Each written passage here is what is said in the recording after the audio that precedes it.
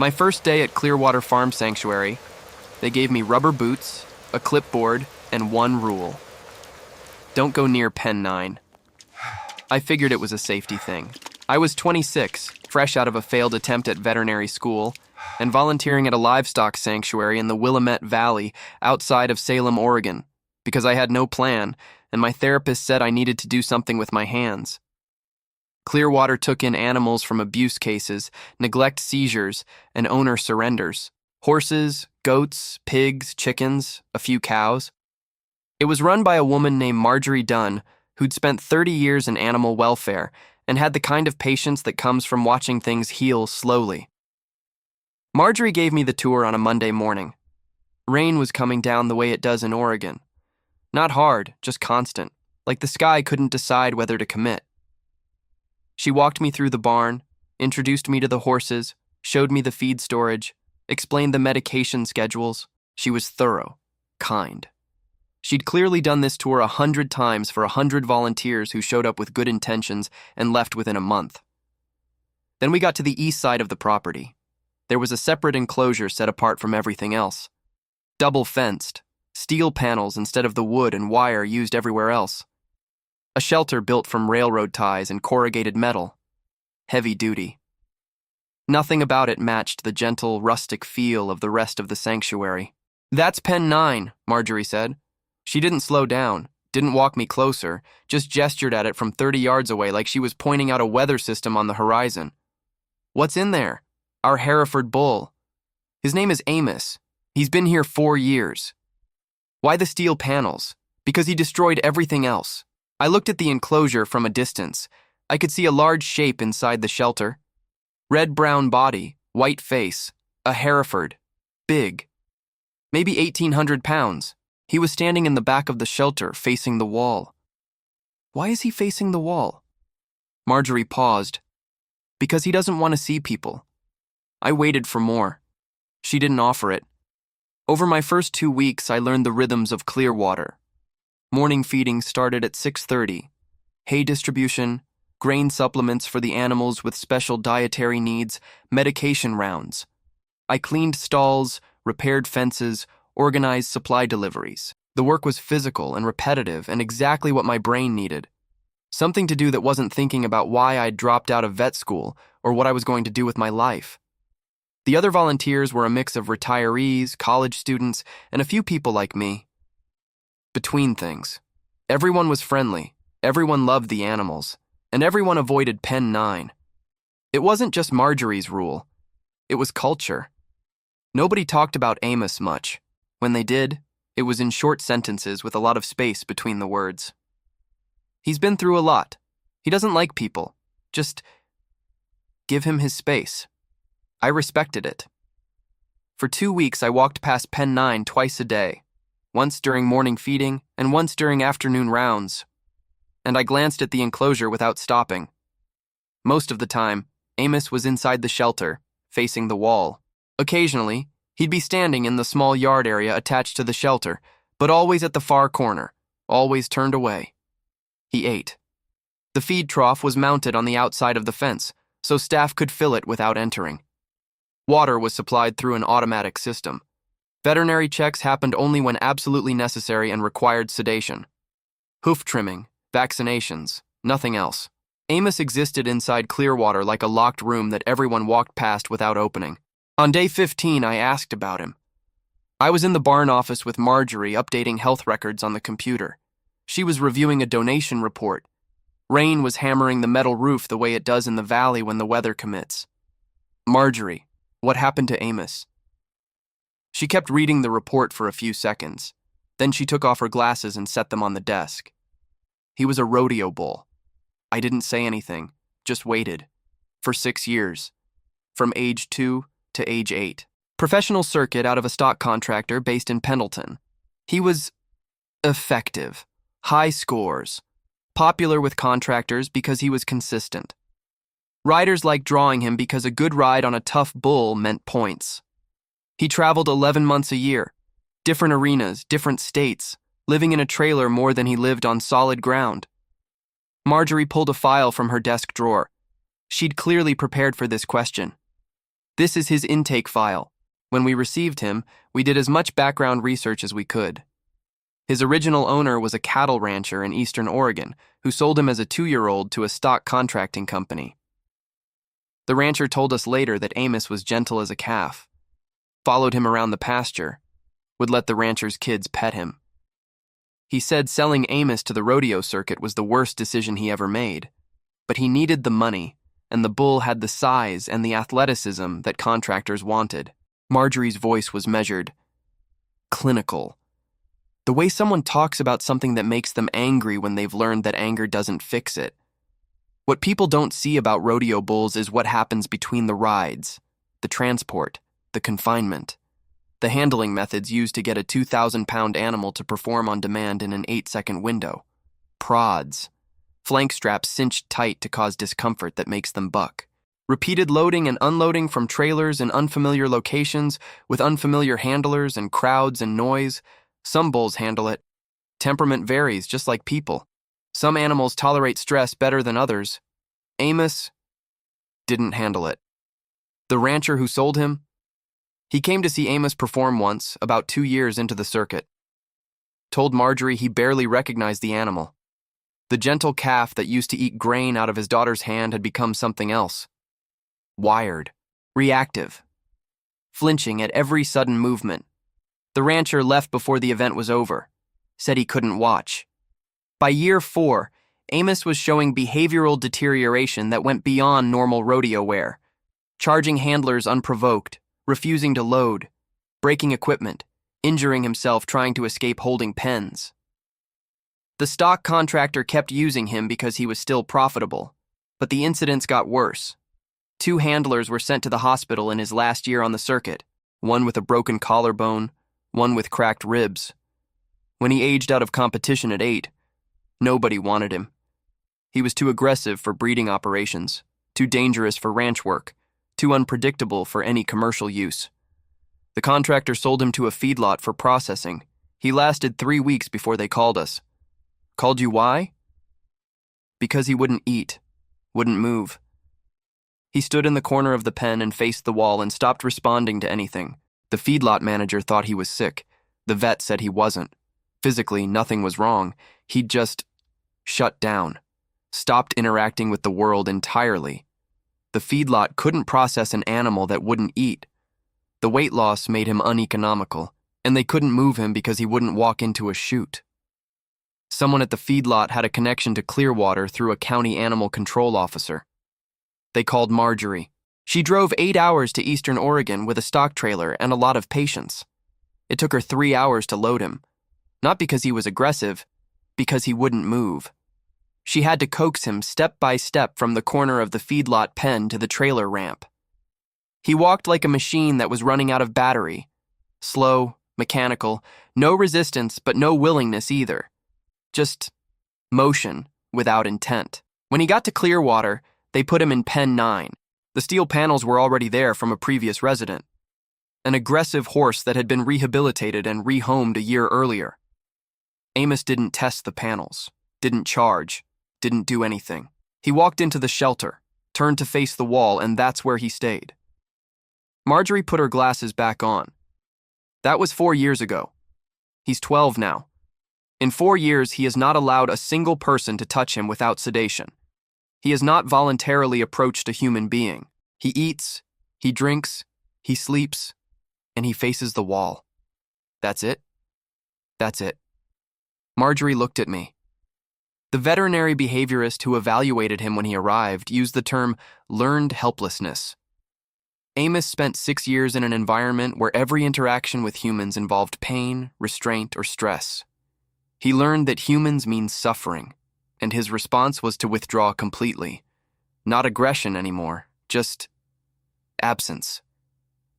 Can he recover? Marjorie's answer was careful. Some animals do. Most don't. Not from this level of psychological damage. We give him space, safety, routine, and the absence of harm. That's the best we can offer. We can't undo 6 years of trauma. We can just stop adding to it. I went home that night and sat in my apartment and thought about Amos facing the wall. And I thought about myself. sitting in my apartment facing the wall of my own dropped-out, stalled-out life. And I recognized something in that bull that I didn't want to recognize. The feeling of having shut down because everything that was supposed to help just made it worse. I'd gone to vet school because I wanted to heal animals. 4 semesters in, I realized the program was designed to teach me how to manage animals, not how to connect with them. Efficiency, throughput, cost analysis, how to process a herd through a chute in minimum time, how to calculate the economic value of treatment versus replacement. I'd signed up to learn compassion and ended up in a system that measured everything except the thing that mattered to me. So I quit and felt like a failure and moved back to Oregon and sat in my apartment for 3 months before my therapist suggested volunteering. Amos quit too. In his own way. He'd been in a system that used him up and then discarded him, and his response was to face the wall and stop participating. We had different walls, but the posture was the same. The next morning I did something I hadn't planned. After filling the feed troughs on my rounds, I stopped at pen 9. Not close. About 20 feet from the fence. I sat down on an overturned bucket and just sat there. Amos was in the shelter facing the wall. He didn't turn around. Didn't acknowledge me. I sat for 15 minutes in the rain, then got up and continued my rounds. The next day, I did it again. Same spot. Same distance.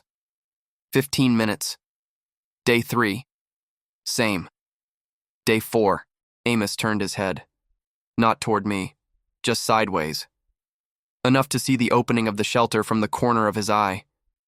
Then he turned back to the wall. I told nobody what I was doing. I wasn't trying to fix Amos.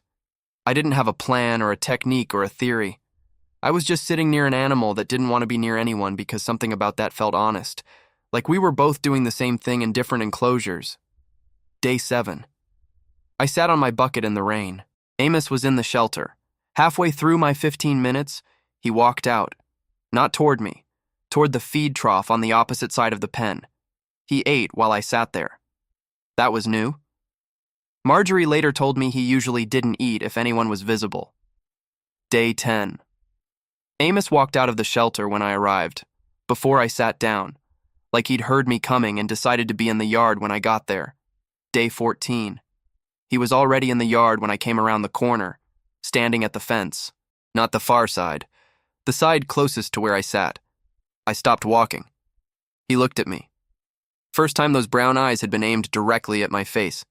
I expected fear, or anger, or blankness. What I saw was curiosity, faint, buried under years of defensive withdrawal. But there, I sat on my bucket. He stood at the fence, 20 feet between us. Neither of us moved for 30 minutes. Marjorie found us like that. She came around the barn corner, saw me on the bucket and Amos at the fence, and stopped dead. How long has this been happening? 2 weeks. She stared at me, then at Amos, then back at me. He's at the fence. Yeah. He's never been at the fence when a person was present, not in 4 years. I know. Marjorie sat down on the ground next to me. Didn't say anything for a while. Then, what are you doing? Nothing, just sitting. That's it? That's it. Marjorie watched Amos for a long time. The bull watched us back. The rain fell on all 3 of us equally. Don't stop, Marjorie said. Whatever this is, don't stop doing it. Week 3. I brought a book, sat on my bucket and read out loud. Not to Amos specifically, just read.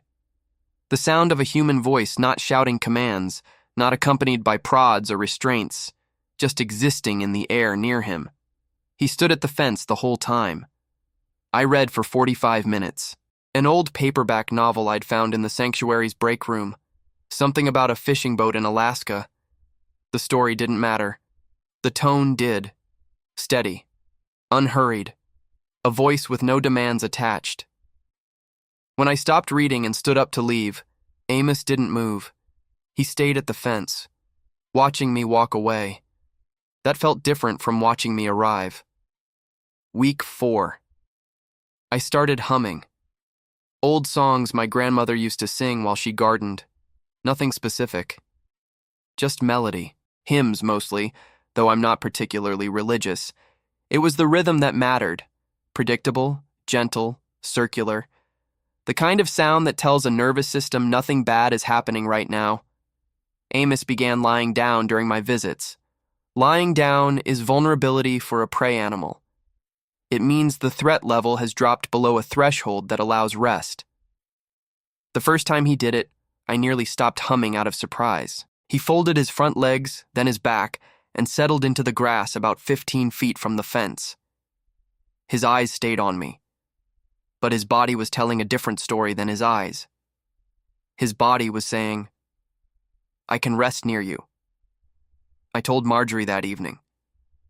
She checked the behavioral log. He hasn't voluntarily lied down in the presence of a human being since intake. 4 years. She wrote the date in the log and underlined it. Week 5. Amos came to the fence and stood close enough that I could have reached through and touched him. I didn't. Not because I was told not to. Because I understood that the distance between us was his to close, not mine. Week 6. I was sitting on my bucket reading when I felt something warm and wet on my left hand, which was resting on my knee. I looked down. Amos had pushed his nose through the fence and was sniffing my fingers. His nostrils flared and contracted. His breath was warm. His nose was rough and damp. I didn't move, didn't breathe, didn't do anything except let him explore my hand on his own terms. He sniffed for about 30 seconds. Then he pulled his head back through the fence and walked to the shelter. Visit over. But something had changed. He didn't face the wall. He stood in the shelter facing outward, toward me. I cried in my car in the parking lot for 20 minutes after that. Not because of Amos. Because of what it felt like to have a living thing that had every reason to distrust you, choose to come closer anyway. Marjorie called a staff meeting that evening. She wanted everyone to know what was happening with Amos so nobody would inadvertently disrupt the process. Our volunteer has established a rapport with Amos that none of us have been able to achieve in 4 years. I don't fully understand why it's working, but I'm not going to question it.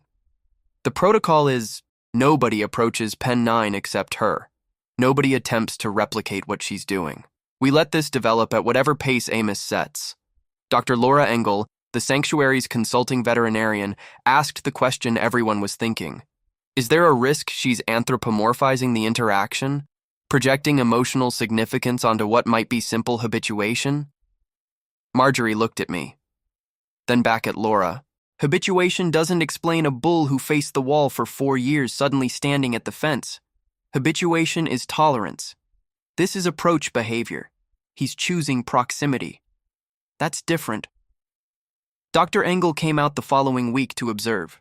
She sat in the barn office watching through binoculars while I did my routine. Bucket, book, humming, Amos at the fence. Halfway through the session, Amos pressed his nose through the fence again. This time, he didn't just sniff my hand.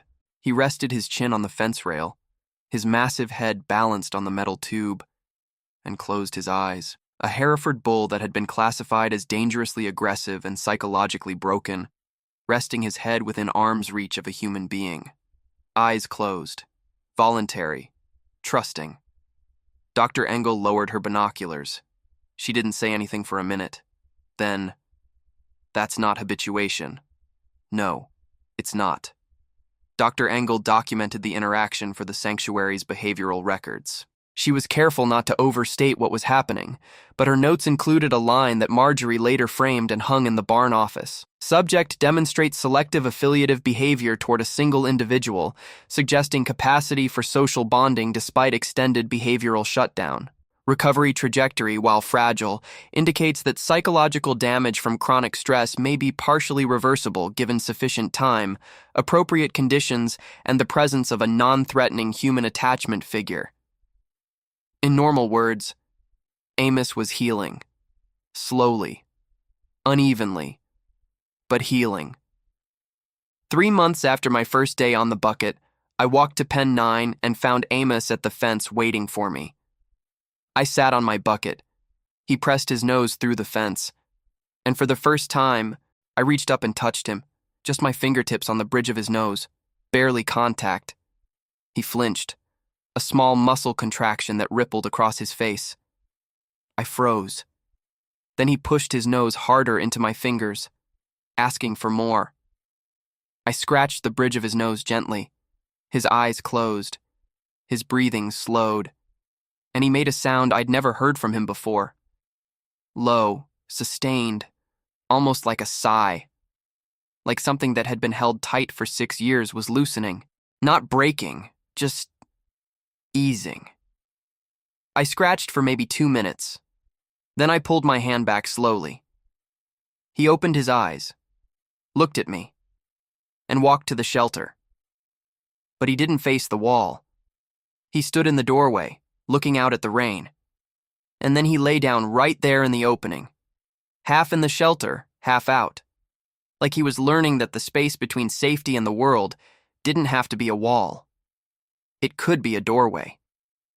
Marjorie was watching from the barn. She told me later that she had to leave because she couldn't see through the tears. That evening, Marjorie and I sat in the barn office while the rain hammered the roof. She showed me the intake photos from 4 years ago. Amos when he arrived. He looked like a different animal, muscles rigid, eyes white with stress, coat dull, cuts on his face from trying to push through fences. The transformation from those photos to the bull who'd just rested his chin on my fingers was significant. But Marjorie was careful not to overstate it. We've had breakthroughs before, she said, with other animals. Sometimes they hold, sometimes they don't. The nervous system has its own timeline. It doesn't care about our hopes. I know. I'm saying this to protect you, not to diminish what happened today. If Amos regresses, if he goes back to the wall, it won't be your fault. And it won't mean the progress wasn't real. It'll just mean the damage goes deeper than we can reach. I understood, but something in me, the same stubbornness that made me sit on a bucket in the rain for 3 months, refused to accept that this was as far as it could go. I'm not going to pretend I fixed Amos. I didn't. He's still wary of strangers. He still retreats to the shelter when unfamiliar people approach. He still carries 6 years of damage in his nervous system that will never fully resolve. But he doesn't face the wall anymore. When I arrive in the morning, he walks to the fence. When I read, he lies down nearby. When I hum, his ears relax and his eyes soften. And when I reach through the fence, he leans into my hand like it's the only solid thing in a world that spent 6 years teaching him that nothing was safe. I've been at Clearwater for 14 months now. I'm not a volunteer anymore. Marjorie offered me a paid position, animal care coordinator.